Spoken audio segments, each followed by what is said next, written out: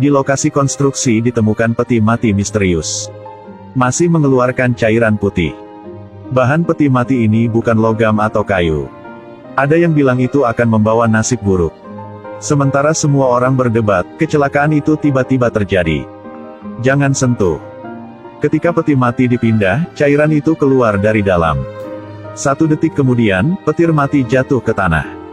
Kemudian ada asap hijau keluar. Semua pekerja ditelan asap hijau.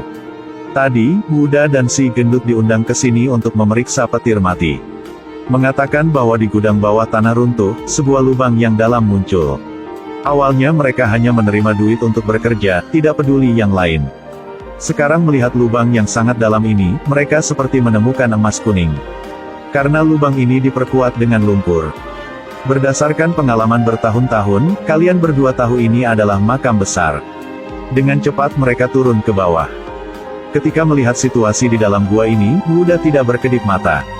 Tempat ini memiliki peti mati yang tergantung di mana-mana. Ada sekitar 20 lebih. Peti mati dihubungkan oleh kertas cinnabar. Ada jimat kuning di atasnya. Jelas seseorang bekerja keras untuk membangunnya.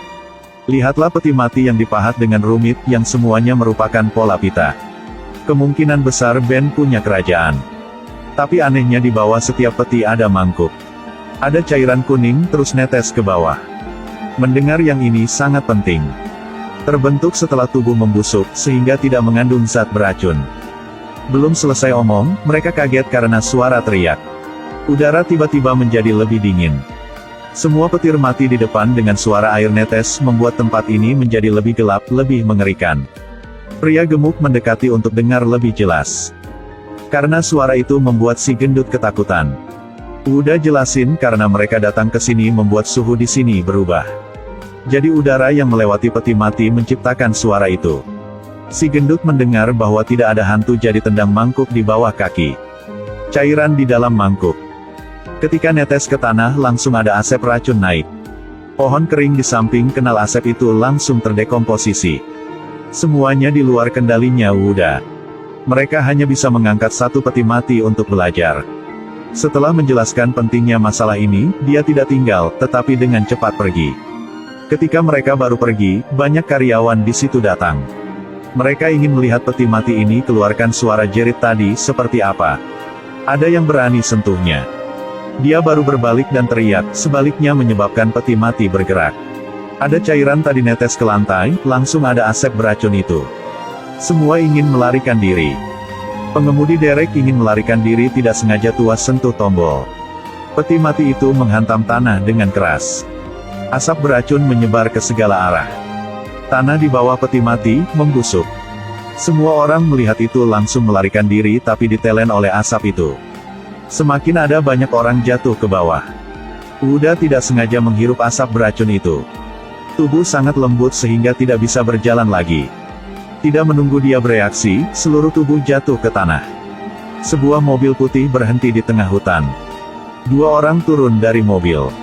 Alasan mereka adalah stasiun cuaca ini.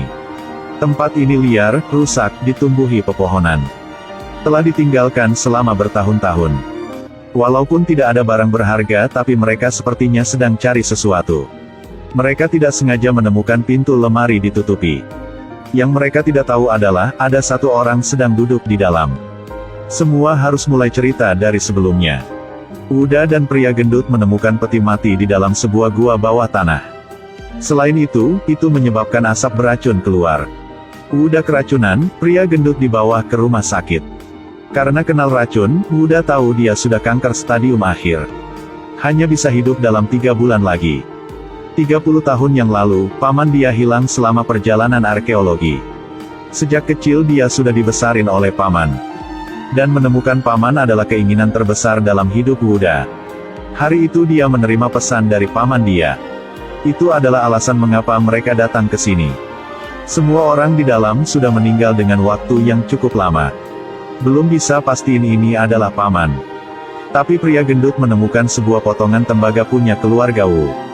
Di atas terukir Cunde.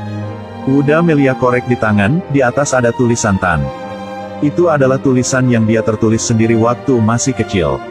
Apakah orang di depan adalah Wu Sanjing? Uda tidak bisa menerima kenyataan ini.